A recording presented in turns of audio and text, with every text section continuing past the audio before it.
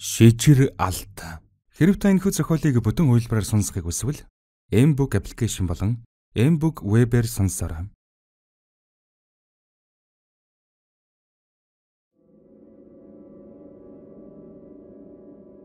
Зургадугаар хэсэг.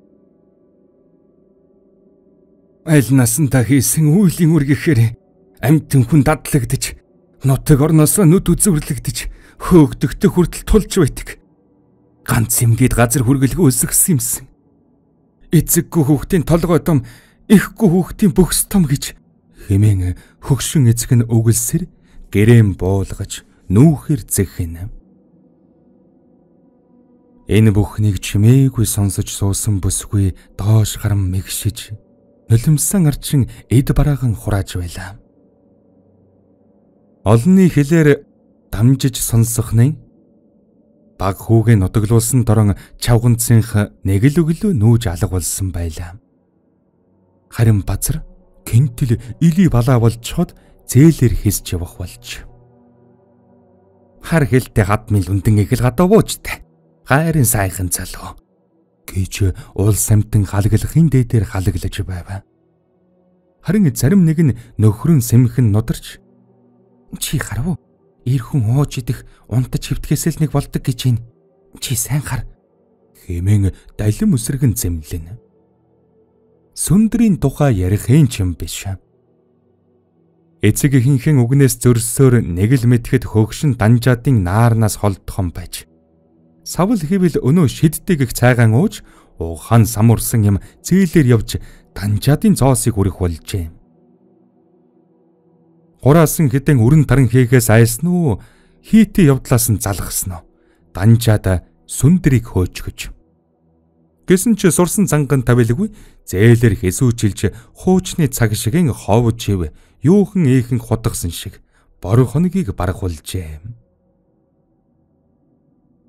Хүний сэтгэл гээчийг хорж цагдаж болдоггүй учгаар гайртай хүнээ алдаж хүн амьтны царай гаргахын эцгүй болтолд гутаалагсан дармаагийн гэдэс өдөр өдрөөр томорч өрхөнж түүнийг бусдаас нуух гэсэн шиг дээлийн чангахан бүслэн явах болжээ. Гэсэн ч сэтгэлийн мохорд базрыг өгүүлэх сэтгэл хөвөрсөн хэвээр байх ба үе үеийнхэн ингэж төмний аманд орж үлгэн салхан явхаар намайг гэд ирээсэ. Энэ биеийн элий балаа болчихсон ч эр биеийг хайрлах сэтгэл минь хизээд хинцгэнсэн хэмээн бодож санаа алдан суунам.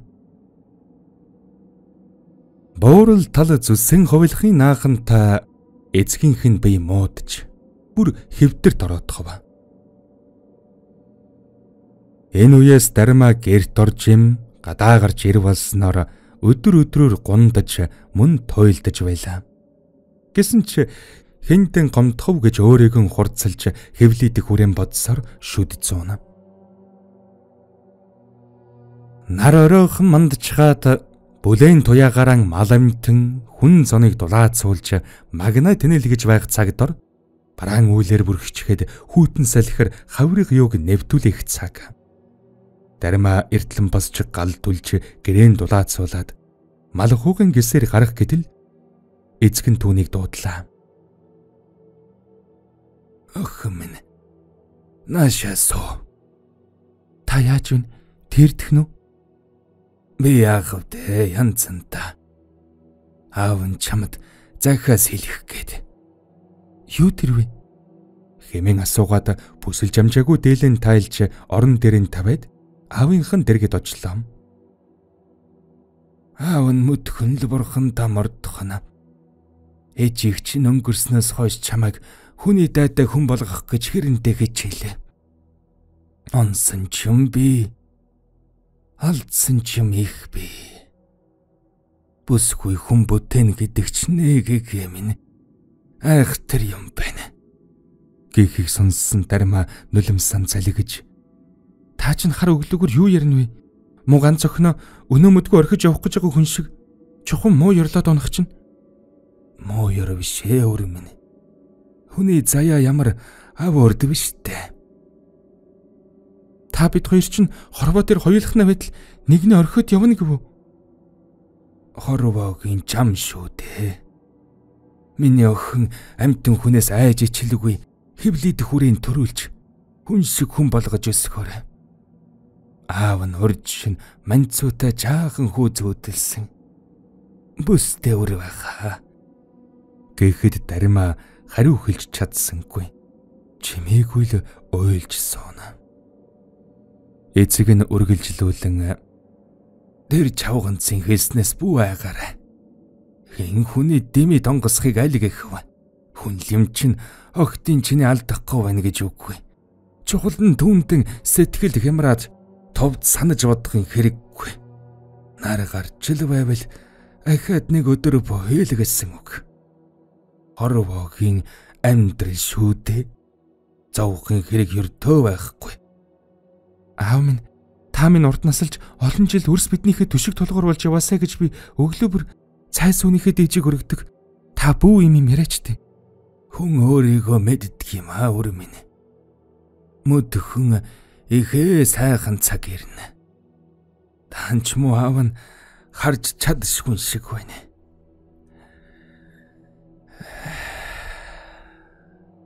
Гэт уртаар санаа алдж юм.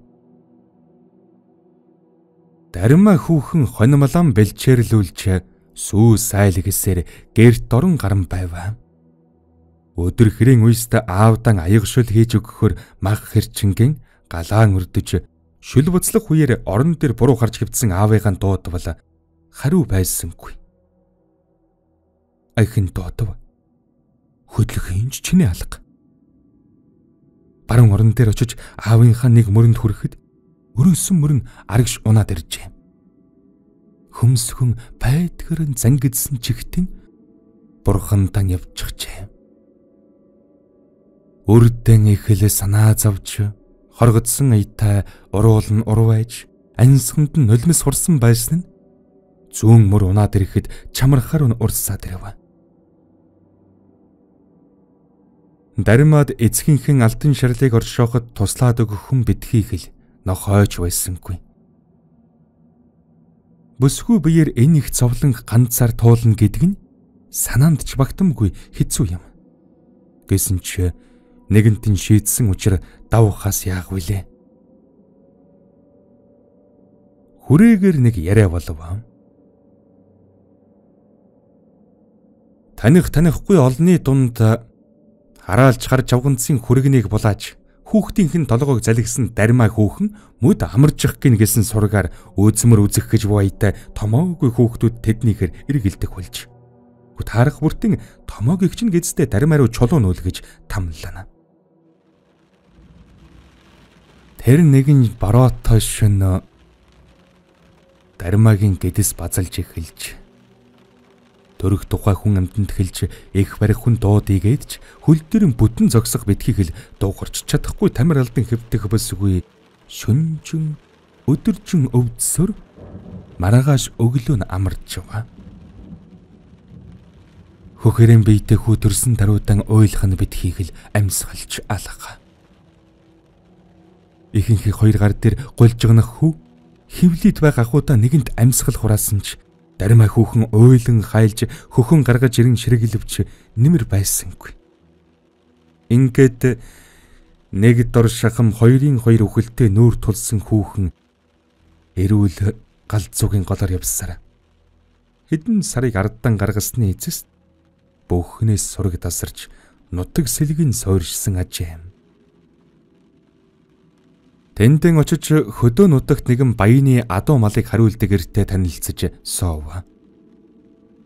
Хөрслөг бараан зүстэй хүдэр чирээгээр намар орон бороонд адуу ирж явахтан жиндэж даарснаас хамрын шуугнаа тусав.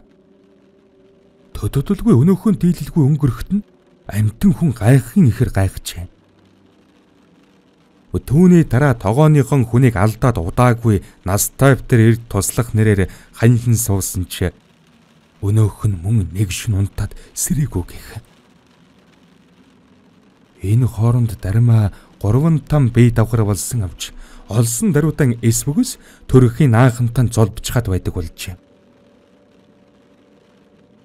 Удаах нөхрөн оршоочход буцаж явахтан 4 хар ямаа хариулж явсан хүнтэй таарч хэдэн үгс сольж. Өцийсэн богтор эмэг нь тарж нулимсан барж яваа бүсгүйг өрөвдөн хайлгатан бүрий цагаар уулзах болцоо тогтоосон байлаа. Өдөр шихэрд заасан зүгт нь ирэхэд хээр талд дөрвөн бургас нийлүүлж толгойг нь холбон зангидж дээгүүр нь даавуу шуухнаар бүтээсэн урд шиг зүйл сууж байх юм гин. Дөрвөн ямаан хашаа хороочгүй батал өнөө урдснаас нь холдохгүй хэвдэж байв. Эмэгэн дармаагийн зовлонг сонсоод өргөдсөн хүний нулимсаар даллаж тусаар угаасан айхтар хараал байна.